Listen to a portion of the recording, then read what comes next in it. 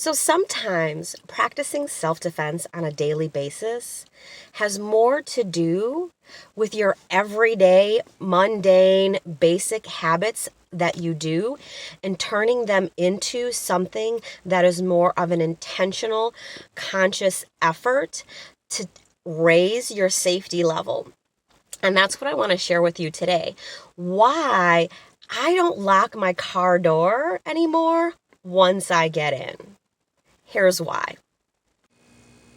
Hi, I'm Patti Mason, also known as Pepperspray Patti. I'm a women's self-defense instructor, an empowerment coach, and a survivor of domestic violence. I'm on a mission to empower women and teens to confidently defend themselves regardless of their age, size, or physical abilities and in any situation. In every class that I teach, I challenge my students to spend the next 30 days practicing these new skills and habits that they just learned. But what does that look like? I created the 30-day self-defense challenge and put together 30 videos, each one giving you an idea of something that you can do every day to practice self-defense. So why don't I lock my car door anymore once I get in it? Well, it has to do with the very first self-defense class that I took. When I walked out of that class, I had so much going on in my head. I probably was the most cautious alert that I had ever been at that point my whole life, walking out of there through that parking lot, getting to my car. All of these scenarios and situations, replaying in my head of, what could potentially happen and what would I do? And I got to my car and I opened up the door and I got in. And I closed the door. And I looked down and I locked it. And it was very conscious, intentional effort. Why? Well, that has to do with the instructor for that class, who happened to be very adamant in reminding us that, ladies, we need to lock our car doors, which I completely agree with. But I think he reminded us a little too much. It wasn't as necessary as often as he did. But it was one of the things that was at the forefront of my head when I got into my car. And as soon as I got into my car and I hit that lock button, with everything going through my head, I started to think, well, what if? What if, just as I'm getting into my car, somebody tries to grab the door and stop me from closing it, stopping me from being able to fully get in and get away? And the first thing that I thought of was, I'm going to be in a complete panic, right? I'm going to be, gotta unlock the door here. I'm going to be fighting that person. And if I'm able to get that door closed, and a part of me hopes their fingers are in there, just saying. But once I get that car door closed, what's it going to be like? I knew, based on, knowing me and knowing some past experiences, that I probably would be in a big panic. Now, remember, this is the first self-defense class that I took, and it was right after being released from my abuser. And so I didn't have the same mindset that I have now. I had a lot of fear.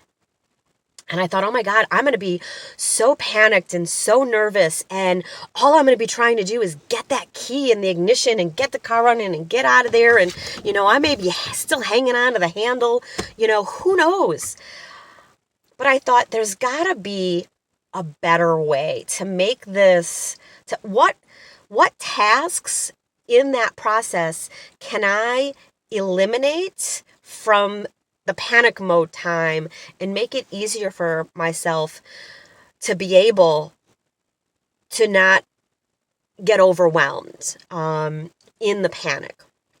And so right there in the parking lot of that where that self-defense class was held, I got out of my car and said, okay,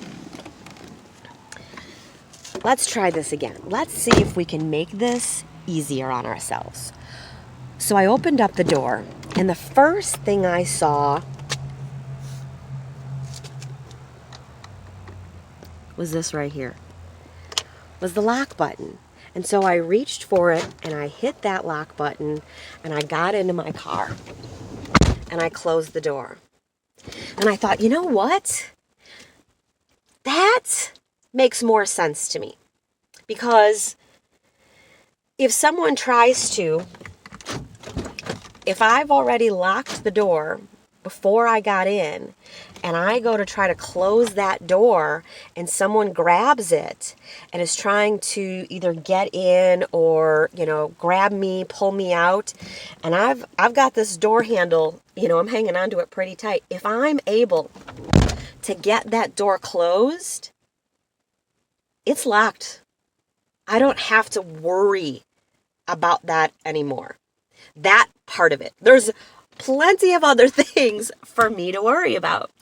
And so I thought, you know what? This makes good self-defense sense.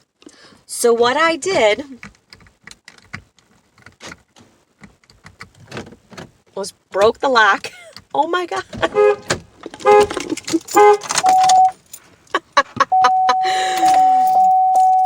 Oops. So what I did, guess I've been hitting the lock and unlock button a little too much for my truck. Oh, thank you for bearing with me.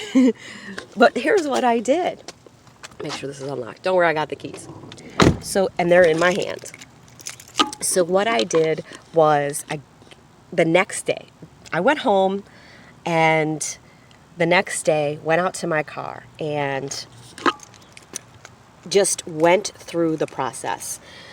Put the key in the ignition, unlock the truck, open the door, hit the lock button, get in. Boom. Now, I am paying attention to you, but there is much more attention that is being paid to that. And let's see what that looks like. Just for some bonus material, right? It's about, moving that head, standing tall, walking straight, looking around, paying attention to your surroundings, opening that door, getting a last chance look, locking it, and getting in, right? So for about 15-20 minutes, I went in and out, in and out, in and out. Didn't set off the alarm that time, but for a good at least 15, probably more like 20 minutes, and who knows, it might have even been longer. I did this over and over again. Got out, closed the door, opened it, hit the lock button, got in. I practiced that habit over and over again until it became a habit. Now it is so automatic that honestly, that seat is usually empty because nobody can get in the passenger door, which was not something that I was thinking about at the moment, but the first time that I was going to have a passenger getting into my car and I opened that door and hit the lock button before they had a chance to even lock the door, I'll be honest, I gave myself a little pat on the back and then said, oops, let me unlock that for you. And then unlocked the door so that they can get in and then immediately, hit that lock button again. Now, of course, that's what fits my life and my lifestyle. If you have a carload every time that you get in and have other people, you might have to adjust this to accommodate that. But one of the ways that you can practice self-defense on a daily basis is testing out little things like this. Look at your everyday habits and ask yourself, what if? What if something happened? what would I do? What would it feel like? What would it look like? Really think about it and then create a plan. Walk yourself through it and see if it works. And if it does, practice it. That way you work out all the kinks to it, like setting off the alarm or, not letting other passengers in. If I, had someone who got in all the time that I did into that passenger seat, I may have to, I'd have to adjust it, but find out what works best for you in your everyday habits and create that better, safer habit. And that's one way that you can practice self-defense on a daily basis.